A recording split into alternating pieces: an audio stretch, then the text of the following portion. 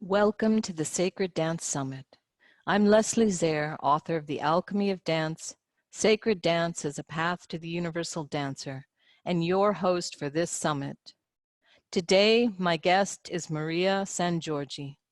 Maria's journey in dance began as a child. She was a creative, eclectic, sensitive kid who loved to sing, dance, create, and invent. Even though she was not seen as a child by her carers and that her artistic temperament was not nurtured, somewhere inside her, she knew what she was here to do. Through the odds, dance and all her other creative pursuits kept her afloat in a sometimes hostile and foreign world. She was her own therapist. Maria came to belly dance in 1989. She was enraptured. As she navigated that world, taking classes and workshops, it was the dances of Egypt that touched her psyche deeply. She felt that she had come home. In the first few years of teaching, she was downloading knowledge about the body and movement. She would have to pinch herself and trust the voice. In the mid-1990s, she brought somatic movement, Alexander technique, body-mind centering, ideokinesis, Feldenkrais, yoga, and now continuum into her life. It was all the same. We are sacred, cellular, interconnected fluid beings, at one with life and the universe. The navel is the center. The voices of the past united with the voice of the present. From this, embodied belly dance was born. Her dance took her into performance and teaching regular belly dance classes and workshops locally and globally. In 1997, she was called to facilitate a goddess dance workshop. Her work then evolved beyond belly dance into what she calls Dancing Isis, Dance Journeys for the Awakened Heart. Embodied belly dance is informed by this work and vice versa. Maria is an accredited dance movement therapist and functional analyst body psychotherapist. She also works in the disability and mental health sectors and sees individual clients. She lives in Australia and teaches in Italy and Japan, as well as co-facilitating sacred dance retreats in Bali. Hi, Maria. Welcome to the summit. Hi, Leslie. How nice to be here. It's a pleasure to have you. It's been a long time since I've seen you. Maria and I met in Cairo many years ago. Yeah. But I don't think I've seen your face since then. So it's nice to reconnect. Yeah. So let's jump right in. And maybe you can tell us just a little bit about how you started with dance. You were obviously a very creative child. Did you take dance classes as a child, or was it mainly just your own improvisation or creativity, dancing and singing? Yeah, until maybe when I was 12, it was just me doing my thing. But the funny thing was, I actually did Scottish Highland dancing when I was 12 for a few years, which was a thing that happened because we had a friend called Uncle Charlie who'd come and play the bagpipes to eat my mother's lasagna. So that was a kind of like my first formal dance training. And then after that, I just did, you know, random, all kind of jazz, whatever, contemporary, and then finally belly dance, but not until I'd had 2 kids and done a lot of other stuff. So finally you found belly dance and obviously it resonated with you. What was that journey like? I mean, how did that happen and what did it bring to you? Well, look, there's a little bit before, like 5 years before that, I had a reading, and in that reading, it was a past life reading, but in that reading, I got given these lives that were related to now. And one of them was just the simple thing that I lived in Egypt. I danced, I lived in an encampment in the desert with the women. And from this life I bring, I brought with me the love of dance and music and the desert. So there's like this. And so when I went into the dance 5 years later, that sort of thing, now I understand. I just thought she was saying, oh, well, you just love dancing. And because that's what I did. I love dancing, and I'd go nuts and let it all go. But actually she was talking about something else.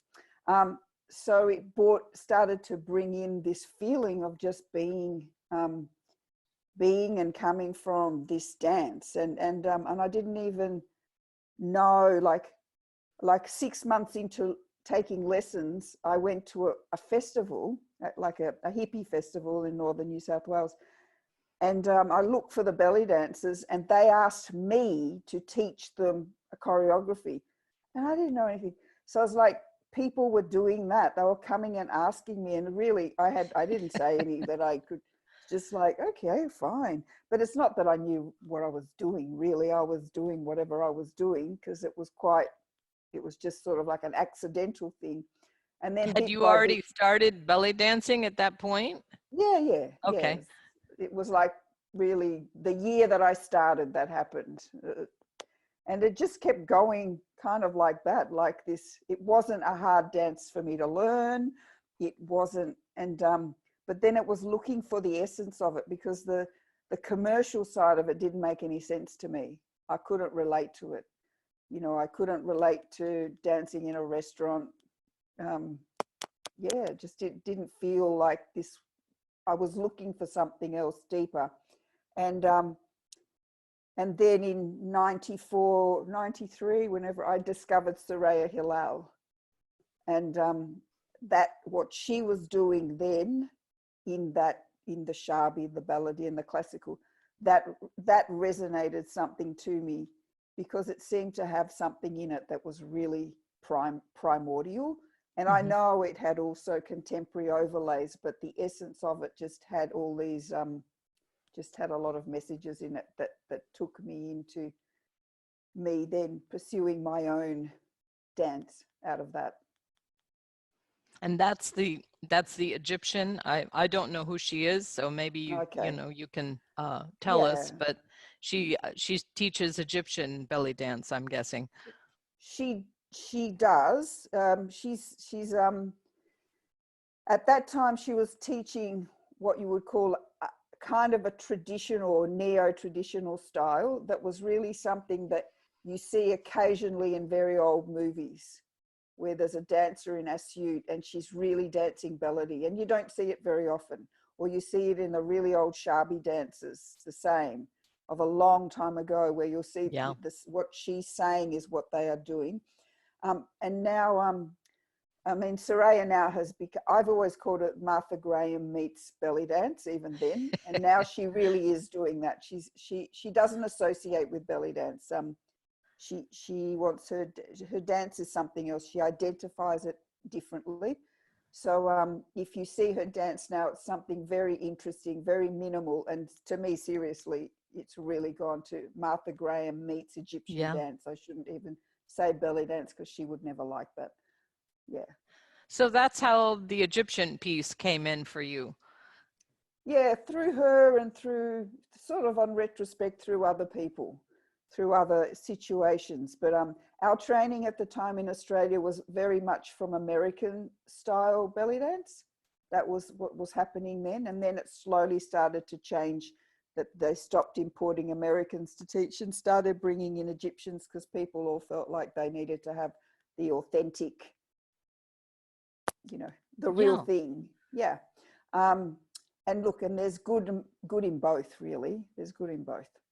And when did you first come to Egypt? I mean, is that why you came, or? Yeah. But it took me a long time to come to Egypt. It was quite funny how 2007 was the first time I came to Egypt. Like, but it was like even a thing of like, it's like, yeah, well, I guess I had kids, I was doing things.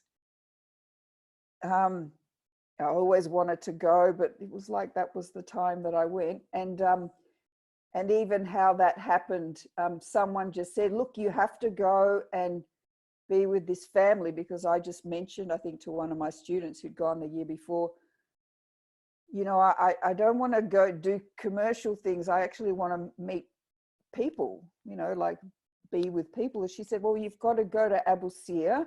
Just ring these people up and they will come and get you. So I ended up, I've got my family in Abu Sir. So I ended up in a village, but in a village with a dome that was built by an English guy who was also into spiritual things, and it never got finished. So, Yes. so I Now I ended up, remember. It's all yeah, coming yeah. back to me. So there's my family there, who I haven't seen for a long time. And again, for many reasons, because then the revolution kind of got in the way, Yeah. and other things. And so but I was like I was home, but I think being with them and just sitting on the ground and eating food, and it was like they even would say, but you're just like one of us, you know. I was arguing with them in 2 days. I was like having arguments with my friend, you know, like, and you know, Well, you have a with the men. Mediterranean background, so Yeah, yeah, so exactly. you do fit in here. Yeah. Yeah, yeah, yeah. So there's that thing that it was like I was here. I was there. I'd been there. There was nothing unusual about it. There was nothing. It was like, here I am. I'm just here, and I'm with these people, and I know these people already, and they kind of know me, and yeah. But the Egyptian influence came in before. I mean, how did it? Because I think Egypt is a big influence in your work, right? So, Yeah. but it came in not necessarily just from coming here. It came No, in no. other ways. Well, it came in as it, like I said you wrote in the intro, it came in. It was like, you know, I think, well, I don't think, I know now myself, everything I do, it's not like it's a textbook or I choose to do a course and I learn it. It comes in. I call myself the accidental every artist or whatever. Like, for instance, I write poetry, and I every year was at the poetry festival with my friend who's a poet, you know, a famous poet. I go, why am I always here? Because you actually are a writer, Maria, but nobody knows that. So I'm always doing these things, like, in a way that I can't describe. So Mm-hmm. that these things was just coming in. And even in Melbourne, I was around, I would always be looking for Egyptian people, going to events. I was in a band then in 97.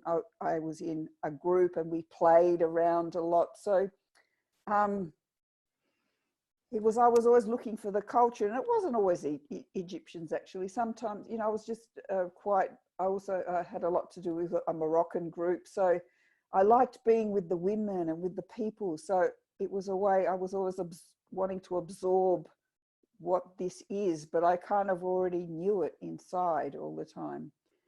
But the dance just started to come in. Soraya Hillel really was a catalyst for it. It was like it was a magic thing. Like, and it seems like that's how it is for me. You know, I see something and I just see it once, and then it opens up a door, like the portal to the next thing, and then the portal to the next thing. So from one experience grows many experiences. You're remembering. Yeah, and then that's the memory, the remembering. Yep. And then Yeah. you studied in the 90s, you studied all these modalities. So just kind of first give us a little timeline. You started with the belly dance, and then the downloading came in, and then the modalities that you kind of added to it, or the other way around? Um, I began to learn the dance. Then I started teaching 2 years later. And that's when kind of the downloading started then. And then the Soraya Halal moment came. And then maybe a year or two after that, I was in a group called the Snake Sisters. So we were a dance group. And we decided that we wanted to enrich our dance practice. We wanted to deepen it, to have more body consciousness. And so we found an Alexander teacher who happened to be not only an Alexander teacher, but also a dance therapist. had studied idiokinesis directly with Andre Bernard in New York, had worked with Bonnie Bainbridge Cohen directly when there were 5 people in the class and not 100. So we had this amazing, rich time where we would meet her once a week as a small group. And then from that group, we decided to become a research group. So we met for 3 hours once a week with other people and other body modalities. So it's sort of like this informal training that went on for 6 years. Wow. Yeah.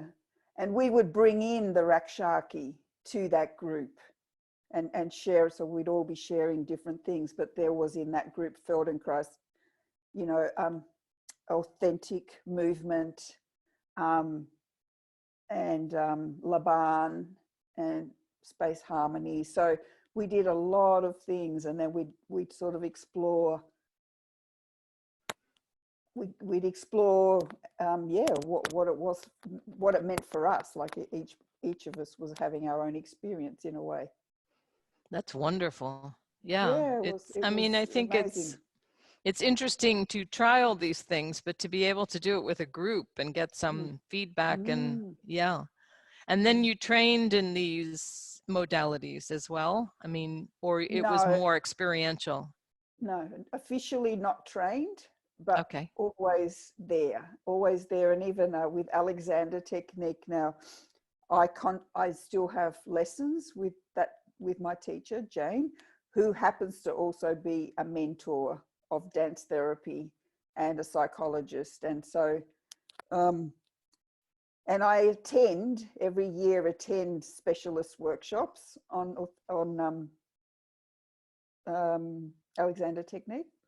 But yeah, look, I just keep doing my own work. I just kept doing my own training. And then Continuum movement or Continuum came in 2010. And that was like, whoa, that was a big one. And what were the things, like maybe you can just give us some examples of things that, some of the pieces that you collected from some of these other modalities. Okay, yes. Well, let's start with Alexander technique. You know, that was all based on him losing his voice. He was an actor. So he was watching the way animals moved. And he had horses, and he worked out in himself why he was losing his voice, because he was over projecting. So it's bringing the person back to what they call primary control. And in primary control, we're just a bunch of spirals that, well, energetically, and we're held up by spirals, which is just, and what to me Egyptian dance is, and the dances of Middle East, is we're mimicking those spirals. We're just exaggerating them. We're taking that spiral that's already in our body. That's how I'm sitting here, is because there are spirals radiating through my spine and making patterns that in our dance, we follow those spirals. And then those spirals become what we call figure eights and circles and waves, but we're just elaborating this resource we have inside us. With body-mind centering, there's a process called Naval Radiation that in Bartenia Fundamentals, which is they're really quite similar in this, they call the starfish pattern. So in that, there's a whole thing where you're expanding and coming back to the navel like an embryonic pattern. So we're in utero and we're in a C curve, and we say that the navel's in here. So we're kind of radiating around the umbilical cord in the amniotic fluid, and we're opening and closing around this thing, and then we come out through this wave, and that's where we sit. Then as a baby, we start off in that curve, and you can watch babies. You can watch babies actually doing this perfect starfish pattern or radiating around their navel, and little children do it. If you just watch children moving, the way they move, their organization is just amazing. And if you watch traditional Egyptian dance, you can see the people who have just got up off the ground and start dancing. You can see the same thing. You can see this organization around this center, around this navel that moves and flows through and you see it even in more modern belly dance. But really, if you go back and you watch those Sharbi women and the Bellidi women of Along, it's just because they were so close to the ground and so close to life that they weren't hampered by television and sitting in a computer and driving a car and thinking a lot about things. So they were just in that place. And even with the Bedouins, I saw it there too. I saw some dancers that had that quality, just the simple people who just got up and danced, and some of them really had that quality. Well, that's beautiful. That's given me a lot to think about. Because I do work with, like with the flower remedies, I work with the navel because it's such a potent place, and it's what connects us back through the female line. So you've given me more to think about. So well, I'm out of all of to know that.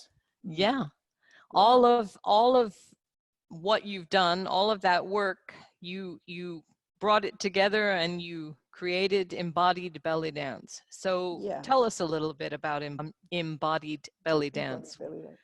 What is it and what's...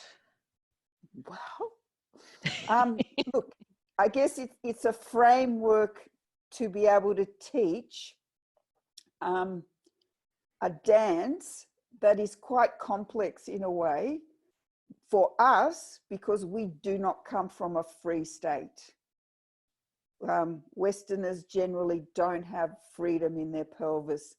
Not just Westerners, you know. I mean, I have to go also to Japan, where I've done a lot of training there, and they actually are.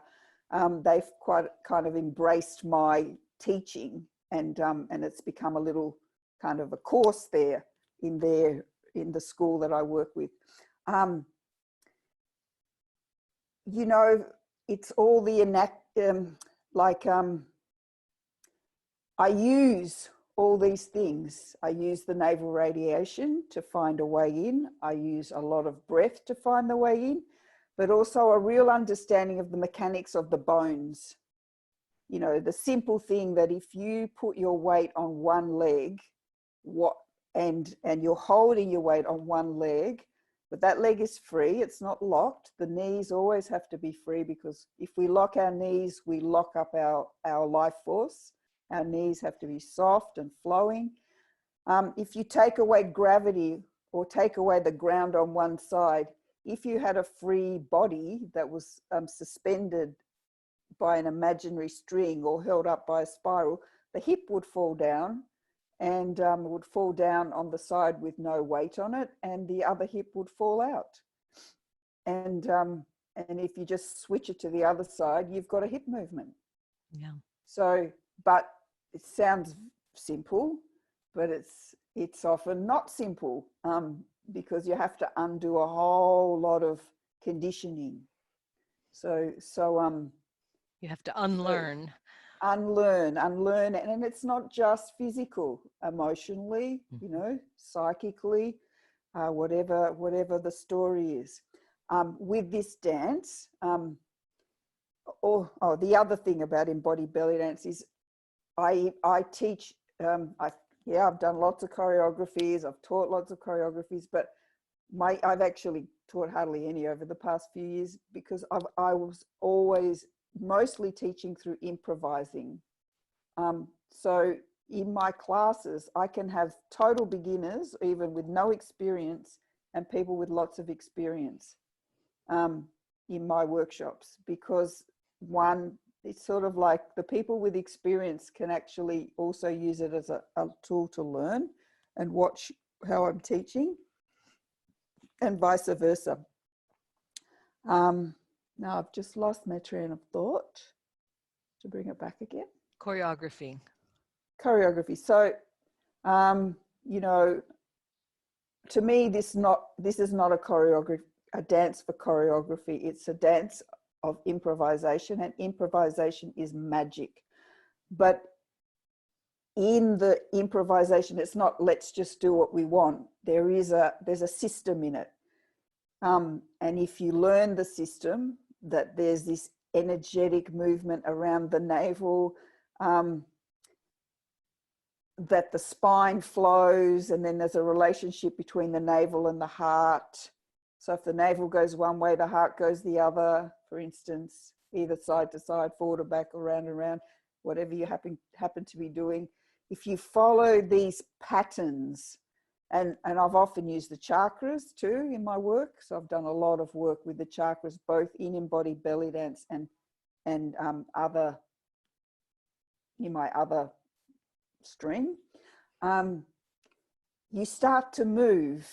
You can listen to the music and you will dance without thinking. Yeah, a few years ago, I did a 5-day workshop, and someone came to my workshop who was a teacher of belly dance for many years. And in the evening, we went to a belly dance show with a band. And so we all got up and danced, and she got up too. And then she told me that was the first time she had ever danced freely in all the years she'd been in belly dance. So I felt like, oh, thank you very much. Good. You got it. Yeah, that's good. No, I felt really great that I could have then taken you've literally, her there. You've literally embodied the dance. I mean, otherwise it's in your head. I think that's the problem with choreography. Yes, I understand there's muscle memory and all this kind of thing, but it gets to be very a mental process. Yeah. Well, what happens too with choreography in this dance is people get really attached to it because they can cheat the dance. You know, they learn the steps, they do, and then they can just kind of like do the shapes, and they're not necessarily really doing the dance. They're doing a Western version of it without the belly, without the navel, without the connection to the fluidity. It's all, oh yes, I'm good at remembering steps, so that's great, which is also good. That's fine. That's fine, but it's, to me, it's not the essence of, it's not the magic of what this dance is about. So would you say that embodied belly dance is like belly dance with another layer on it? I mean, you're teaching this to people who want to learn belly dance, or who are belly dancers, but that's kind of the focus. It is about belly dance, and this maybe is another layer or another way in. Yeah, it's about belly dance, but it is and all of those things are beautiful. It's another way in, and it's another layer. In my workshops and classes, I have attracted a mixture of both now, where I get people who just want to do it without worrying about what it is, whether it's belly dance or not. They just want to have the experience of what I'm teaching. And at the same time, in that class, there could be experienced belly dancers. So they're going to look different. They're not going to look the same.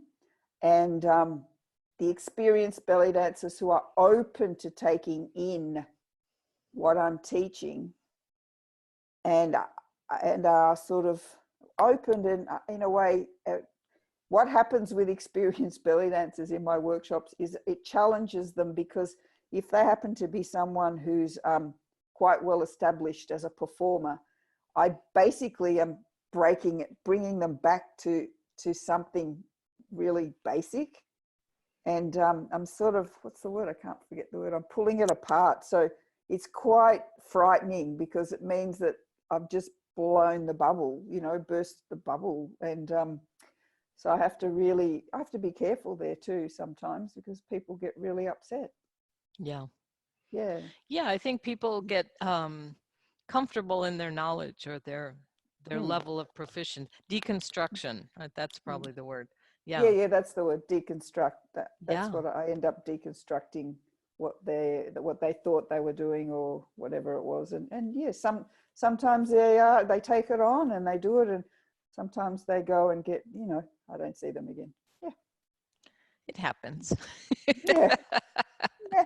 But I think what you said about the different levels, I mean, and this as well, is that I think it is important to keep going back to the beginning. You know, spirals, we're not starting again. You're starting again at another level. So it's always good to go back to the basics and relearn it and have that experience again, because it's not going to, you're not the same person. You're not going to have the same experience. I So then, personally love going back to the basics of anything.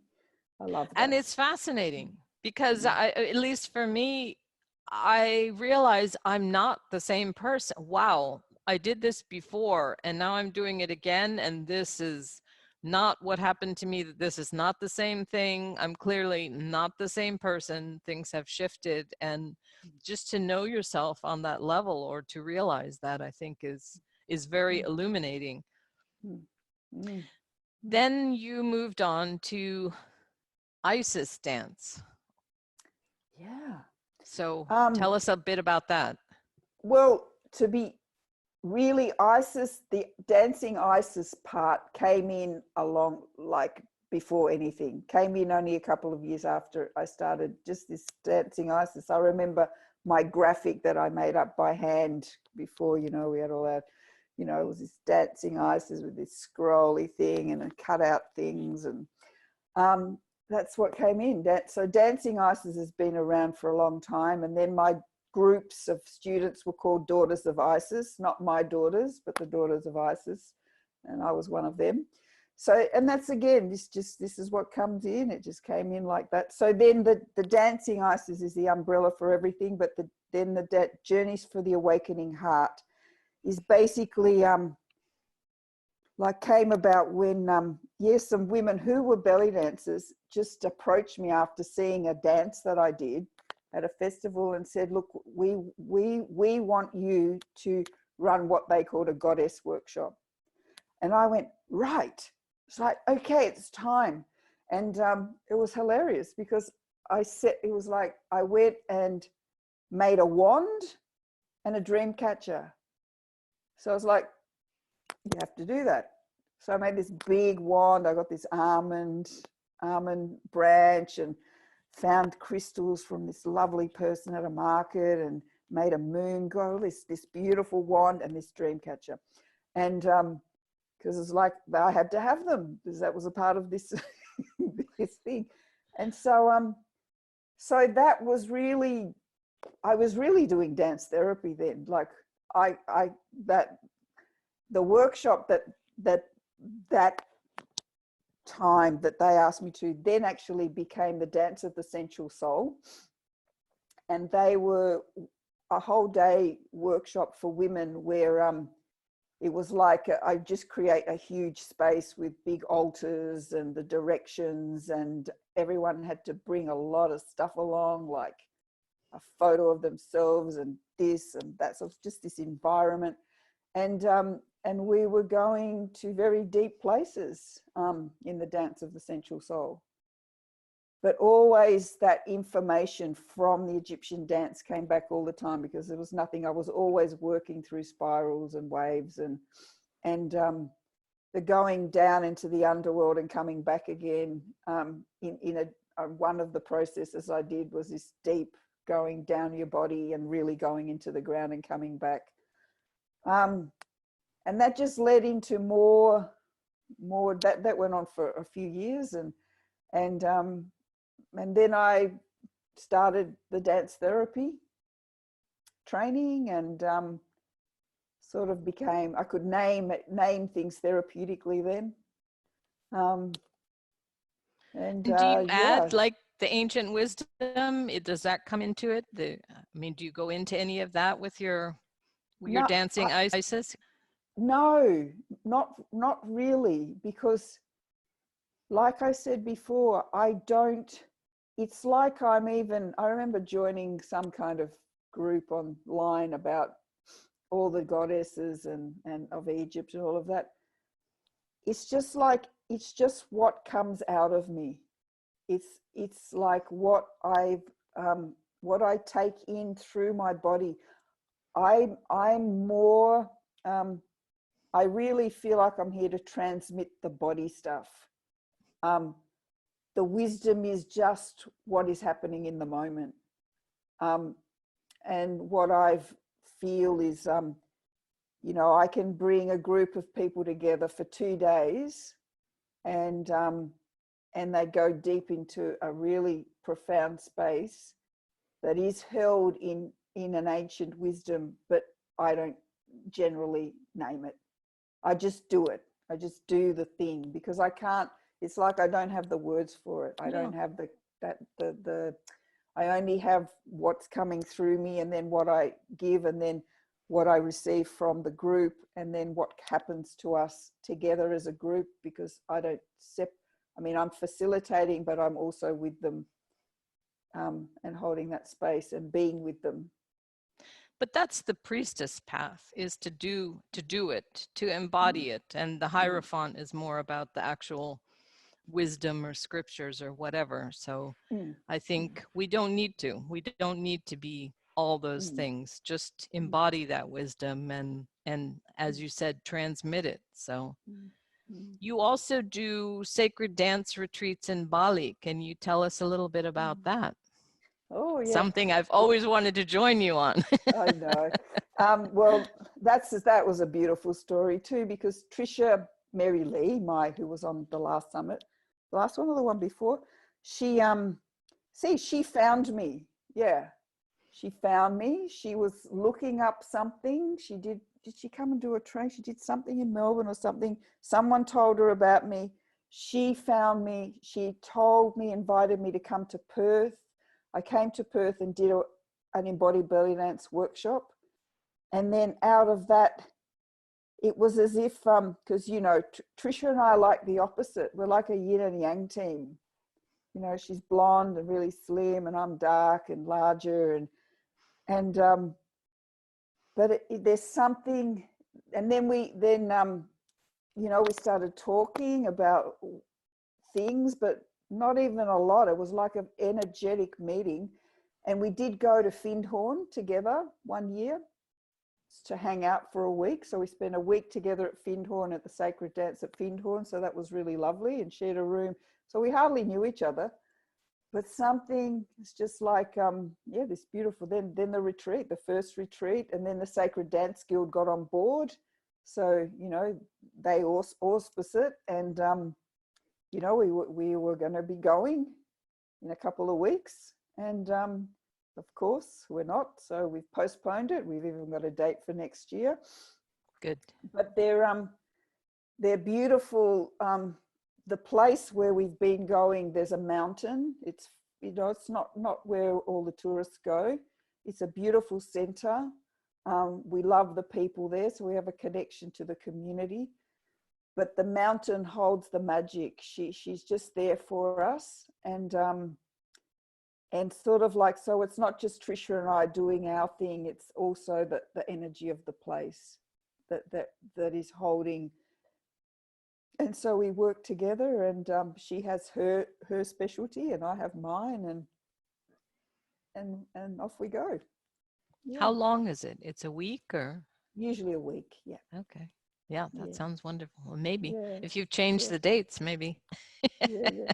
I hope sometime in the future to dance with both of you. Yeah. It'll be the full moon next year in May again, if inshallah. Yeah. Good. I know. I just remembered something. If I think something that's important about the Egypt thing. So that first time I went to Egypt, I went on a Nile cruise with belly dancers for 5 days, with belly dancers from Canada, with Denise Annan, who I love. So she's another Egyptian woman I really, really love and appreciate, because she carries that thing of ancient Egypt, and she lives in Canada. But I went with them, and we went to Dendera, but I was told to go to the small Isis temple behind Dendera. And so they were doing their thing, and I just nipped out and went out, and it was actually locked. This man unlocked it, And he said, just sit there on this, sit down. And he just closed the door. And it was like, and I just started weeping. And it was like this thing of, why did you leave me here? That's what came up for me there. Wow. You left me. Why did you leave me here? Like I felt like it was because I've often had this thing where I feel like I was a part of something that then got left behind, like got abandoned. Yeah. And so that was huge. Yeah. So that's a really important moment for me. Yeah. And I think the temples are like, you see my connection to Dendara as well. But yeah, the temples are like that. Very profound things happen because the energy, it's like a womb. The energy is just right for that growth or that spark or the door opening or whatever. So yes, I think they're very healing on their own. Yeah. So tell us about any up and coming events that you have. Well, in our online world now, which it's been quite challenging really, because there's been so many people going online, and I've been quite overwhelmed. If I could just take your time. I'm going to start Embodied Bellydance classes online in May, and also a dance that's called Sensing, Feeling, Dancing Self in a Climate of Great Change, which was also something I was going to do a few weeks ago in Tasmania as a weekend, but that didn't eventuate because of where we're at the moment. So I'm going to run that as a fortnightly thing for people who want to and need to explore what's happening for them now, because that really for me came out of the Australian bushfires that we were dealing with, because we've not only dealing with the virus, we came out of massive bushfires, then flooding. We were deeply affected by them, the people who lived in them. So I was like, wow, this is a huge thing. We have to address climate change. We really have to address what's going on in the world, because this can't go on like this. And all the poor people who'd lost everything, it was huge. And then we go straight into this other thing. So in Australia, there's been a lot going on in the past 6 months. So I really feel like that workshop or dance journey needs to happen. So yeah. One way or another. One way or another, yeah. Yes, we're all being challenged. Yeah, I think it's good. We're being challenged to bring it forward one way or another. The goddess is not happy, so we need to work on that. Yeah. And you have a free gift for our listeners, so maybe you can tell us a little bit about that. Well, I do actually have an introduction to Embodied Bellydance on a live to air class, and I also have the Sensing, Feeling, Dancing one, but that will only be for no more than 12 people, because that doesn't work for be too many people.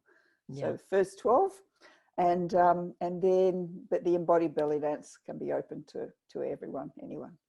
Yeah. Excellent. And we'll have links for all of that on the page. Thank you, Maria. Thank you for taking the time to share your journey with us. Thanks, Leslie, and thank you. I really appreciate what you do, and the times I've been in Egypt, and I've loved being in your space that you hold, and your knowledge and wisdom. So thank you very much. And thank you to the listeners. All right. Bye-bye. Bye.